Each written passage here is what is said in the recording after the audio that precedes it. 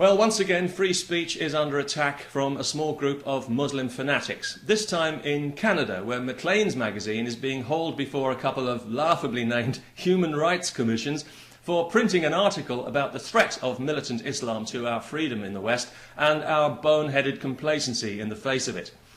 A group of law students saw an opportunity to be offended by this because they'd been waiting for just such an opportunity, of course, and they pounced on it like pigs on truffles. And they don't want justice here because they know that justice would tell them to go and screw themselves. What they want is legal victory, a completely different thing, and they've got that before the case is even heard, because even if it's thrown out, it will still incur great expense for the defendants, for the magazine, not the plaintiffs. It will cost them precisely nothing. And if precedent is anything to go by, it'll be decided not on whether there was any truth in the article, but on whether anyone's precious feelings were hurt, or might have been hurt, and how certain members of the unelected commission feel about that. Now, this case is important to all of us in the West, because if this is tolerated, it will start to happen everywhere. Newspapers and magazines that are even mildly critical of political Islam will be under pressure to censor themselves or face another expensive lawsuit brought at no cost and with the complacent connivance of a guilt-ridden, patronising liberal establishment of self-haters and hand-wringers who are so ashamed of their own culture they can't stop apologising for it, and who in doing so give us every reason to be ashamed. So what if a few fanatics are offended? It won't do them any harm. It'll give them an idea of how the rest of us feel when we are confronted with cases like this. On the other hand, and let's face it, there's always another hand, unless you're a Saudi Arabian shoplifter, of course, hurt feelings can be quite traumatic.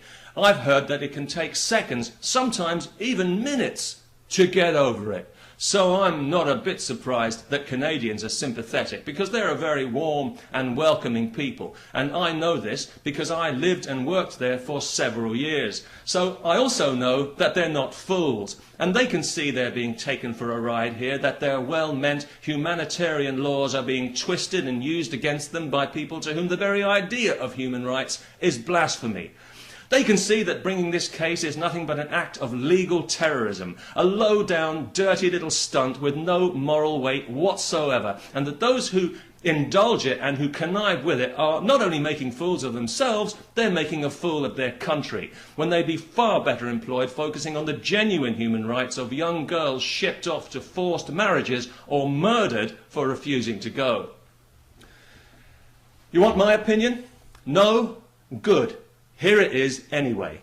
I think this cynical stunt will backfire. Far from intimidating people into silence, I think this will encourage free speech and make those of us who care about it doubly determined to speak out.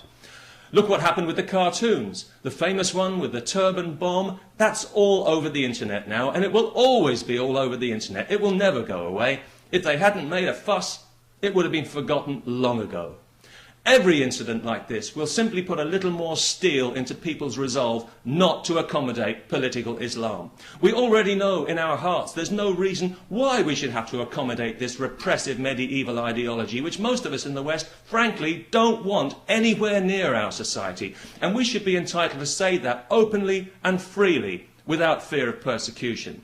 Free speech is not negotiable. If we allow it to be compromised even slightly here, they'll continue to chip away at it by whining and complaining and suing until they've worn it right down. You know they will, and so do they. And if we let that happen, our children will never forgive us. Some say that the Western world is already well on its way to hell in a handbasket. Well, maybe not quite in a handbasket. We'll have to wait and see if we can stretch the budget that far after Halliburton and Blackwater have taken their cut. But we are on a slippery slope. Freedom is cheap to us now because we're governed mainly by people of my generation who have never had to fight for the liberty that they abuse in such a cavalier manner and take so much for granted. They don't value it for themselves because they don't know its true value. And they certainly don't value it for the likes of you and me.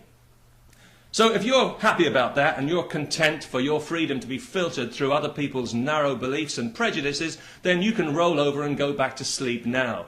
But if, like me, you're not happy about it and you hear somebody demanding special privileges based on their faith, then you're entitled to let them know exactly what you think about their demands. You've got as much right to be offended as they have. The Dhimmi human rights Stalinists will try to shut you up, of course, because free speech puts them out of a job. But if enough people speak out, they can't drag us all in front of their poxy commissions, their preposterous toy town star chambers. They can't turn us all into criminals for having a free opinion in a free country. It's utterly ridiculous that we should have to trip over other people's unprovable beliefs every time we turn around. We treat the religious with more consideration than we treat the disabled. How long before the women on these absurd commissions start wearing headscarves out of respect? It can only be a matter of time.